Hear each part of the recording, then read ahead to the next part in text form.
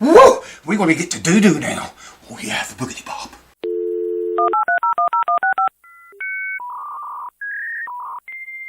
Welcome back, my fine feathered YouTube chicklets, and thank you for coming back.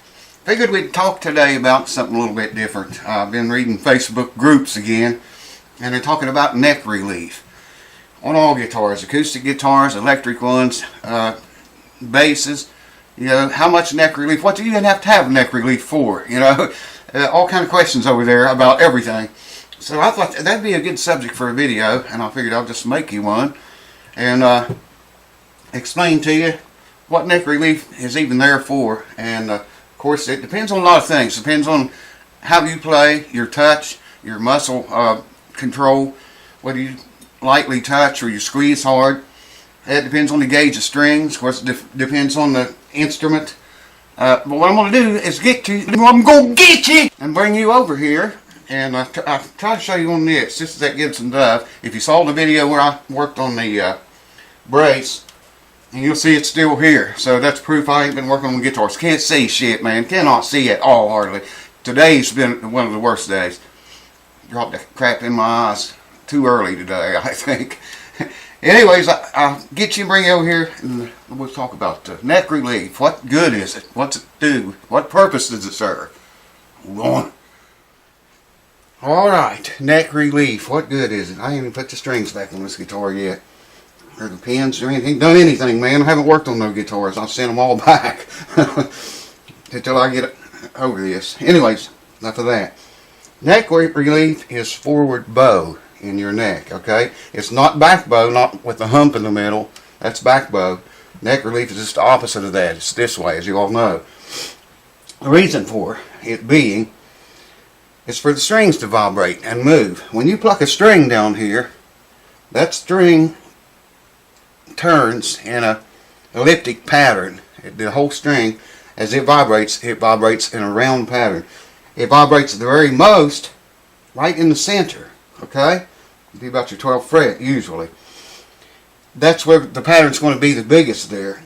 And of course, you got neck relief all along there that you should be able to adjust.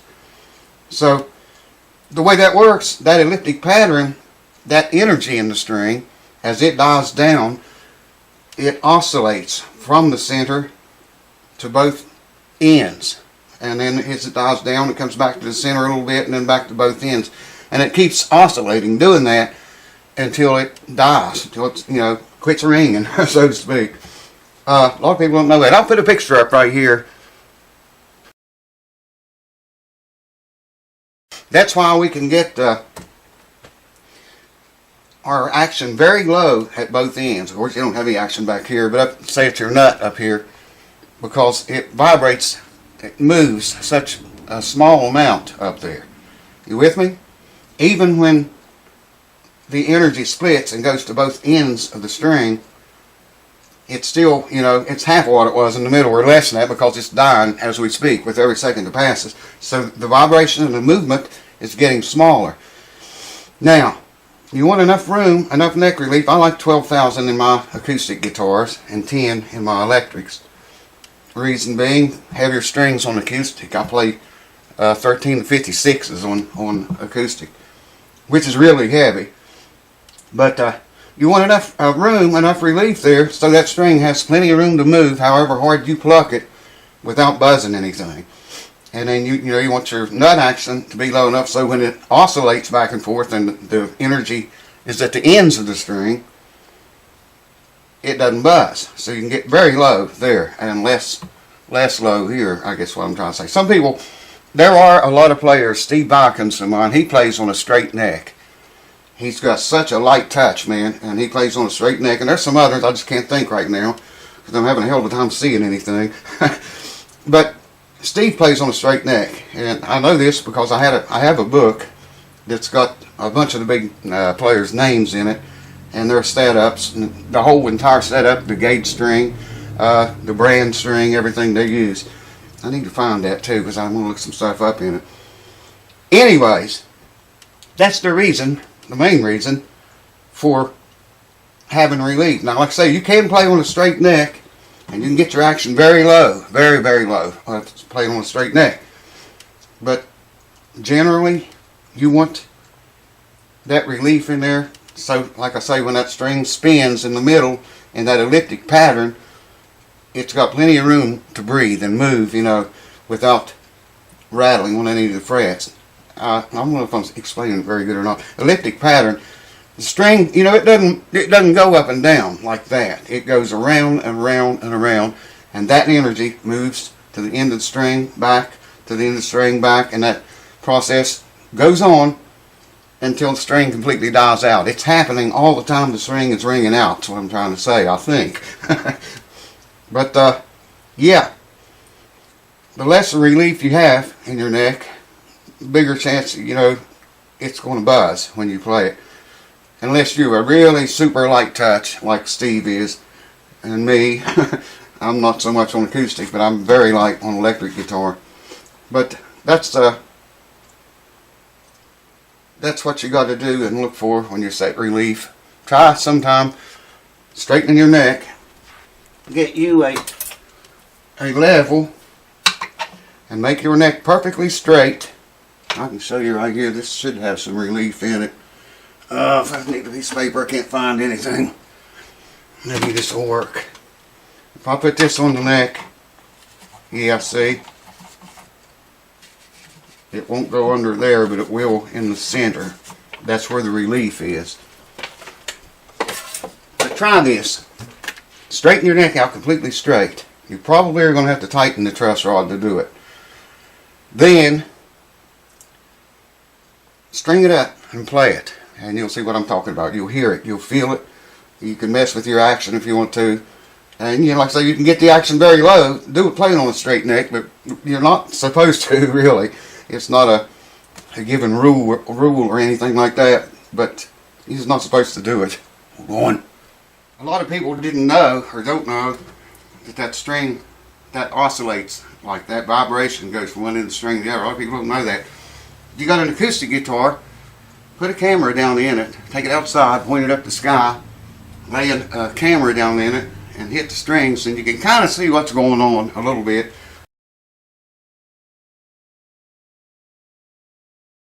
With that elliptic movement I'm talking about. It's kind of distorted, but you can tell, you can see it. And right here where the camera is, you'll see it vibrate quite a lot, and then a little bit, and then quite a lot again, and a little bit. And the reason being is because that oscillation going on, the sound, vibrations, energy, whatever you want to call it, moving up and down that string, the entire ring out of it. So, hope that helps some people with the neck relief and why it's important. And, you know, like I say, some people play without it. Some don't even use any at all, man. A lot of good players, big ones, they play on straight neck. But you can bet they have a very super light touch, because you got to have, man. I mean, you got to allow some movement, or some room there for movement of the string. You know what I mean? And especially if you play hard, or if you use heavy gauge strings, big strings. Basses, for instance, you know, generally you've got to have quite a bit of neck relief in them. I mean, you could get by on 10. I don't know if you could get by on a bass with a straight neck or not. I've never tried that. Electric basses I'm talking about, mainly.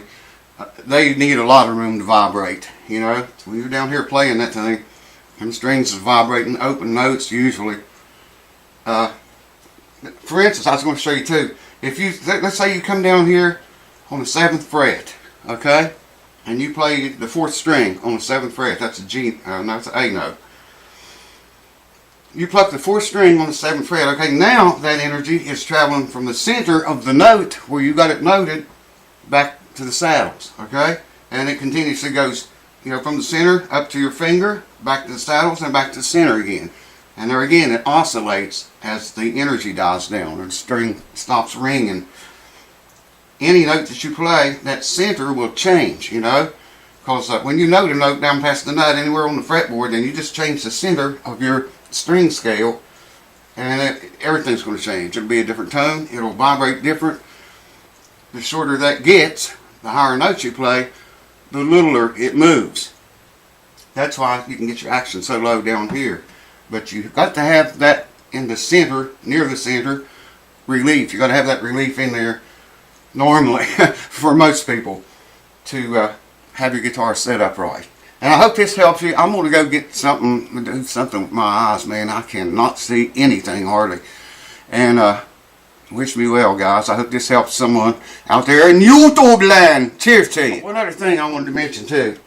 A lot of the old timers did this. If their guitar needs a neck reset, an acoustic I'm talking about, I've seen luthiers set them up this way before. If the guitar needs a neck reset, yet a neck reset doesn't happen to it, a lot of luthiers will crank the truss rod back and put back bow in the neck. Okay, you with it? Stay with me on this. Then they'll put a big old high saddle back here, and with that back bow in the neck, you know, about the middle of the neck to the nut, it's got fairly good action, but from the middle of the neck down to the last fret, the action gets very high, very fast. From about the middle of the neck, and you got the back bow, your action right in the middle is going to be low. If you got the right saddle in it, then as it starts, as the string is a straight line, and as the neck is like this, and the string starts to leave the fretboard, it gets farther and farther, action gets higher very quickly. But I've seen luthiers set guitars up that way. A lot of them like that. I don't know if I ever did. I might have one time on one of my guitars. Just because I needed the guitar, you know, we was playing and didn't have time to reset the neck on it. So I did that. I'm pretty sure I did now I think about it, yeah. I don't remember which guitar it was. I reset the neck on that one Martin, so it might have been the MMX model. MMV it is, yeah. Anyways, hope it helps. Cheers. Thanks for watching. See you next time. Wow, somebody's getting shot. I'm out of here.